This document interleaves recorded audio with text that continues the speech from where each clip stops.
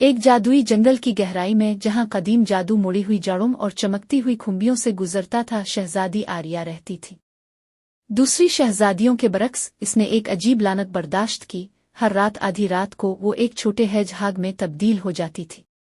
लानत एक गैरतमंद चुड़ैल की तरफ से डाली गई थी, जिसने एक बार बादशाह के प्यार की तलाश की थी।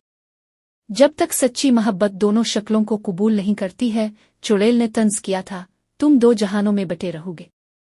बरसों से शहजादी आर्या अपने क्रिस्टल टावर के अंदर तन्हाई में रहती थी। दिन को अपने बाग की देखभाल करती थी और रात को एक तेज गेंद में घूमती थी। दावेदार आए और चले गए, हर एक इसकी रात की तब्दीली का पता लगाने पर भाग रहा था। बादशाही ने उनकी अजीब शहजादी के बारे में सरगोशी की, जो दुनिया से छपी हुई थी।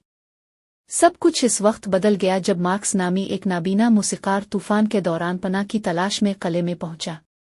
दूसरों के बरक्स वो इसकी तब्दीली को नहीं देख सकता था, लेकिन वो उनकी गुफ्तगू के जरिए इसके नर्म दिल को महसूस कर सकता था।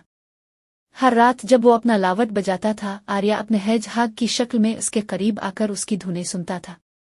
मार्क्स को इसकी रूह से प्यार हो गया, इसकी अक्ल, इसकी मेहरबानी और उसकी हंसी। जब इसे इसका राज मालूम हुआ तो वो भागने की बजाय मुस्कुराया और बोला, चाहे शहजादी हो या हेजहाग, तुम्हारा दिल एक जैसा रहता है।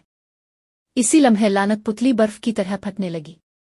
सुनहरी रोशनी ने आर्या को घेर लिया और बरसों में पहली बार वो आधी रात के बाद इंसान बनी रही।